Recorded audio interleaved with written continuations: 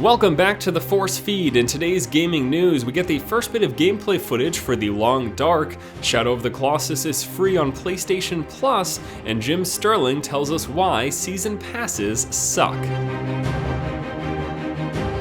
Hello ladies and gentlemen, welcome back to the show. Force here with your day's gaming news. First up today, we have the first bit of gameplay footage for the upcoming game currently going through Kickstarter by the name of The Long Dark. Now The Long Dark, if you haven't heard of it before, is a first-person survival simulation game that is set in the northern wilderness. The game features a very clean, minimalist art style and actually very, very limited UI as well. Most of the information that you're going to be getting from the game will be told within the game space and through character dialogue. So for example, being a survival game, you'll get hungry and thirsty, and you'll find this out by your character telling you that he is hungry and or thirsty. The game also has you encountering other survivors within this sort of post-apocalyptic world, and how you engage with them and the decisions that you make are going to play sort of a key aspect to what this game is all about. This is not an action game, it is a survival simulation game. In the video, they were very certain to make that clear distinction. And now again, the game is currently going through Kickstarter. There are 8 days left in its funding, and they're currently sitting at around 120 out of 200,000 goal that they have set.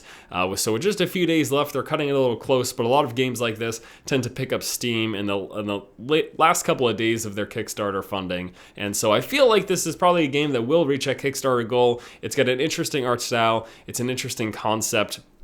If you're looking for a survival game, then I would suggest funding this if it seems like something that you are interested in. All right, guys, next up in news, something very exciting for those of you who are members of PlayStation Plus, and that is the fact that starting tomorrow, you will have access to Shadow of the Colossus for free. Yes, tomorrow will be the start date of Shadow of the Colossus, joining the Instant Game Collection for all PS Plus members, at which point you will be able to download and play the title for free. This is one of those greatest games that I've never played. It's a title that I've heard so much about, and I'm so very interested in, but unfortunately not owning a PlayStation console right now, I don't have access to it because it's not available on the PC.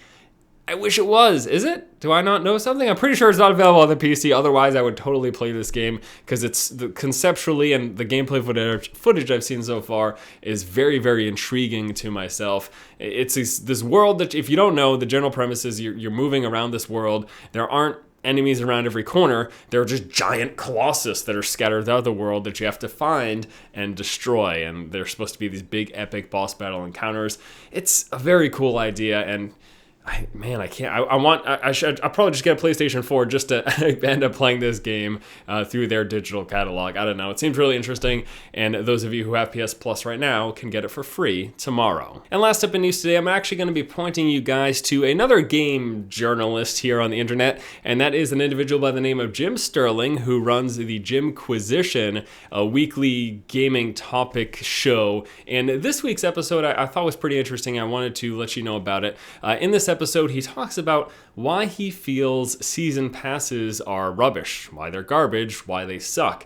Now, the basic idea, season pass, it's the idea that when a game comes out, you purchase the season pass and you're going to have access to DLC post the launch of the game. But the problem is that it's incredibly vague, and most times you are literally purchasing the season pass with no idea of what that purchase is going to get you. You know you'll get DLC for the game, but you don't know what it is or when it's going to come out most of the time. And he specifically references BioShock Infinite, which is a rather interesting case because they had the season pass available for purchase at launch of BioShock Infinite. They had not started working on the DLC at that point. Now, normally, when a developer says we are launching the game and we haven't started working on DLC yet, people are excited. But the reason this was a problem is because they were selling the season pass, the DLC wasn't in the works, and it had been months and months since the first bit of DLC eventually came out. Now it's available now, and there's more DLC planned for the season pass, but there was such a long period of time between them selling the season pass and that content becoming available that people who made the purchase started to be uncomfortable. Number one, because they didn't know what the DLC was going to be or when it was going to come. It's an interesting concept, or it's an interesting discussion rather, and I totally agree with it. But at the same time, I'm just thinking, who doesn't already feel this way? Who doesn't know that it's purchasing pre-ordering in general, games or DLC for that matter, is just not the right move. It's not being an informed consumer. And I totally agree with the fact, and I totally agree with the argument that season passes kind of suck for the consumer. They're great for the developer and the publisher, the people who are getting the money.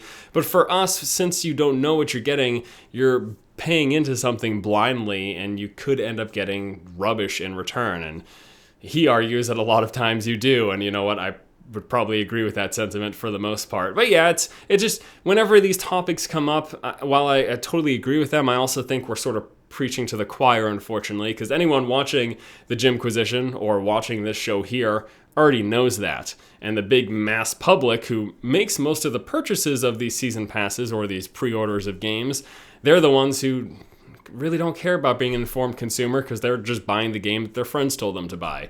At least that's how I used to be, and I feel like that's probably how a lot of people who purchase these things are as well. All right, guys, that is going to do it for today's episode of the show. As always, let me know what you think about any of the topics discussed here today in the comment section below. Thank you so much for watching. Once again, this has been Force, and you have just been force-fed.